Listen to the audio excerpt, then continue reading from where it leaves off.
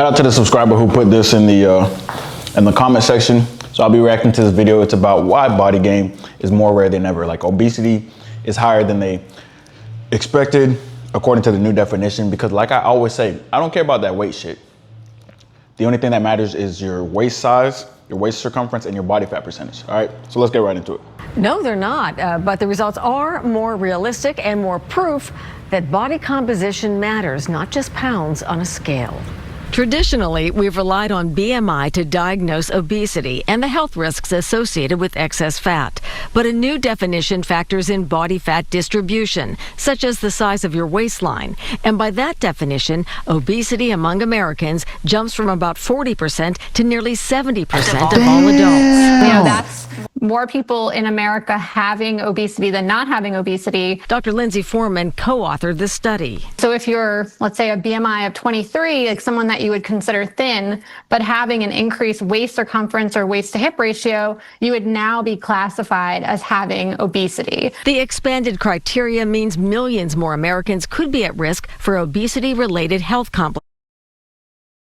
Rockstar type shit. Anyways, like I've been telling you guys, the most important part of like health, for health reasons, as a nurse, we learn this shit, so that's why I was always bringing it up. And then you see it in the personal training books. Any of you guys who are certified or got certified before, you read in the personal training books the importance of waist size, because women with a waist above 35, men with a waist above 40, high risk of sleep apnea. Obviously, you're gonna have high risk of obesity, which is gonna lead to heart disease, high cholesterol, high blood pressure, which increases your risk of stroke and heart attack. Type 2 diabetes or insulin resistance is pretty much guaranteed at that point. And then once you get the type 2 diabetes for a long period of time, you're gonna have kidney disease. So that is the importance of being on body game. Like that's the importance of being lean, right? Because a lot of people will actually be my height. They'll be like, oh yeah, I'm 6'1", and I'm about your weight, man. I'm like 200. I know you said you're like 188, man, 187, but I'm 200. But like, I don't know, man, I don't look like you. And then they'll send me some pictures on Instagram, something like that. I'll ask for their waist size, it'll be like a 39. That means that their body fat percentage is way higher than mine. That's what it means, and they have less muscle mass. That is the importance of having muscle mass and having a lower body fat percentage, right? Because body fat is, like I said, what increases the risk of all this stuff. When you have a waist circumference, even if your BMI is like 20, 23, 25, if your waist circumference is way above average, or even at average, because average is fat as shit these days, then you are going to be at an increased risk of all these things, right? Because I've seen people, I've trained some people too who are like skinny fat, which means when they go to the doctor that their BMI is good, and the doctor's like, oh, your BMI is good, but they don't work out and they eat a bunch of stuff. So they have like skinny arms, low muscle mass, and they have a lot of their fat concentrated around their stomach. That is what happens when, you know, you don't focus on body fat, which is the most important thing. So I'm telling you right now, all of you guys who are weight loss warriors and freaking obsessed with weight loss and ignoring fat loss, and you're like, well, I don't care. Luther's always saying this is that. I'm going to lose 100 pounds in 3 months. Go ahead. You're going to lose hella muscle. And guess what? Your body fat percentage will probably actually go up. So you'll still be at risk of high cholesterol and all that other stuff. Because I see that shit all the time. You see the transformations on TikTok where someone loses 60 pounds in 3 months and they have hella loose skin and it looks like they're a smaller version of their former self, right? They have the same body composition. It's like, well, you were kind of looking like Jigglypuff or Majin Buu in the beginning, and now you still do. You just look like a smaller version of it, right? So they probably went from 30% to either 25% or 30% to 30%, because that happens a lot. You lose the same ratio of muscle to fat, then guess what?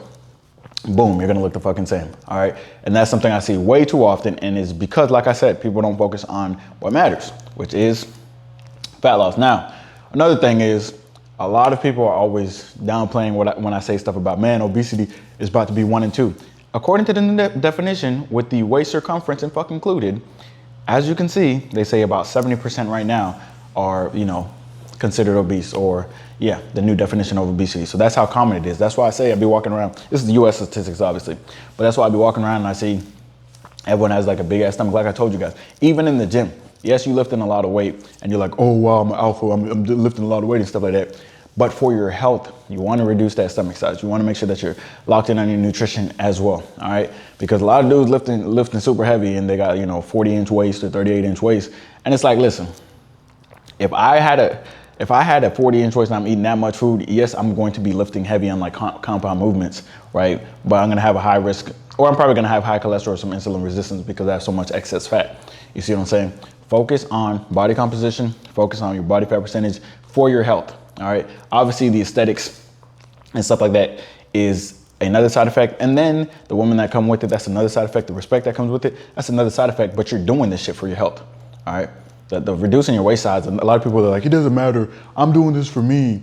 Well, I mean, according to yourself, you hate yourself because you're basically killing yourself. Like you eating, I know you're eating ribeye, you know, ribeye can be healthy, but when you eat fucking 20 ounces a day, and then, you know, potatoes are healthy, but when you fry them bitches and you have 7 servings, you see what I'm saying? And you have that for lunch and dinner, you're eating 4,000 calories a day easily. Like I've seen some people in the gym and they're always telling me, they're like, man, like I just struggle getting lean, man. It's so hard for me. And I'm like, oh, okay, well, you know, just locking on your nutrition. I see you work pretty hard in here. What do you usually eat? And they're like, well, I'm already at 2,000 calories for the day. At 12 p.m., bro, and I'm probably at like 200 calories from like coconut water. You feel me? Or 100 calories from coconut water, or 0 calories because it's fucking 12 p.m., bro. You see what I'm saying? And I got in the gym at 11 and I'm like, I gotta hurry up and go eat my first meal or whatever. But yeah, I see that shit all the time. Like people they over consume food, and that's what's always contributing to the excess, you know, body fat. Because here's the reality of it. Yes, you can go to the gym and be like, damn, bro, I really got to burn off these calories. You can go to the gym and then you can do like a 5-mile run, and then, you know, you can do a HIIT class later.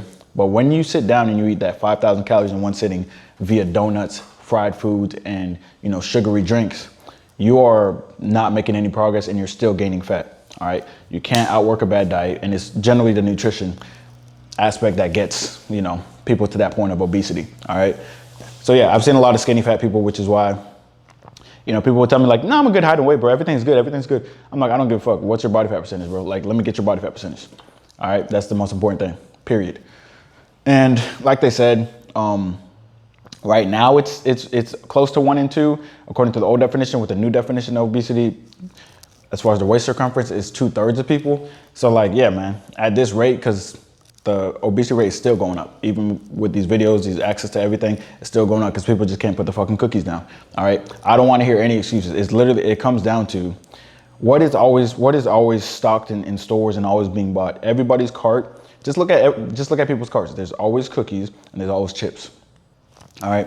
And nobody moderates moderation. I don't want to hear anyone saying moderation. The only people who moderate moderation are lean motherfuckers, and that's why they're fucking lean. No one who's out of shape moderates moderation, or they would be in shape too. Why can't I have a cookie? You can. You just had way too fucking many.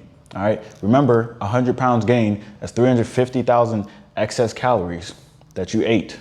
All right. Now, if you had 2 cookies, you know, 2 Oreo cookies a day, you know what I'm saying, for the whole year, and you just wanted to maintain weight and you're like 20% body fat, then you'd maintain weight, right? But eventually, because of the hyperpalatability, you're not going to be moderating, or you're not going to be able to moderate and eat in moderation, because you're going to get addicted and be like, well, 2 cookies don't hit anymore. Let me eat 4, let me eat 6, let me eat 8. That's how it works. Just like weed. All right, the shit's addicting. You have to surround yourself with healthier foods and lock in on that nutrition, because that's how it starts. It always starts with your nutrition, guys. That's why I always talk about that shit. All right, you don't see me talking about lifting weights and shit like that. I mean, you don't see me fixated on your certain exercises in the gym. If I see someone doing something wrong in the gym, if they do it long enough and they lock in on nutrition, eventually they're gonna be doing the shit right. Because most people just don't take that action. Like if someone's doing lat pull downs wrong, you know what I'm saying? They generally, and they've been doing it wrong for a long time, they lock in on the nutrition, they're still gonna look better than, you know, majority of the population. They're still gonna be getting leaner, and eventually they're gonna do it right. You see what I'm saying? But most people just don't even try, or most people don't even, you know, stay consistent in the right direction. So listen, fellas, make sure that when it comes to your health, just for your health, all right? I don't care if you want to be aesthetic or not. I know a lot of people say, I don't even care about aesthetics. I just want to be healthy. Well, if you want to be healthy, you should still be focusing on body fat percentage. And you're going to accidentally get aesthetic if you focus on healthy shit. All right. You're going to accidentally get aesthetic. It's a side effect of being the healthiest version of yourself. All right. So lock in, stop making fucking excuses, and realize that this body gain shit is more rare than ever. That's why I be saying, like, people think that I'm self-glazing or that I glaze. But I know that every person that I get in shape, every person that I get to the point of being on body gain makes a huge difference because their health markers get better. I have clients who get off their cholesterol medication, get off their blood pressure medication, you know, they reverse their type 2 diabetes. It's a real fucking thing. People think it's like magic. It's like, that's what happens when you lock in and you take it seriously, man. But that's another reason you get more respect when you're in shape, because you're just gonna be rare, all right? Doesn't matter where you go. Like I said, even at the fucking gym, which is where everyone who's in shape is supposed to be, according to, you know, the commenters. Like, oh my God, well, shouldn't they be in shape if they're in the gym? Not really. Are they in the beginning of the journey? Not all the time. A lot of times, motherfuckers look the same for 10 years, and they're still on, you know, a lot of people are on blood pressure medication, cholesterol medication. They go to the gym, they do an hour on the Stairmaster, but they eat like shit, so it doesn't matter. That shit's not making a difference. Yeah, I don't think people realize, people don't understand that if you lift weights and you eat healthy and you're lean your body fat percentage, right, because you eat healthy, you're going to have better heart health, better cholesterol than someone who does an hour on the Stairmaster but has 20% body fat, because their nutrition and their body fat percentage, all that excess fat, is causing them to have excess fat in their blood, which is going to cause some plaque buildup, and that's why they're gonna have the higher cholesterol. Very simple shit. Anyways, stay blessed, fellas.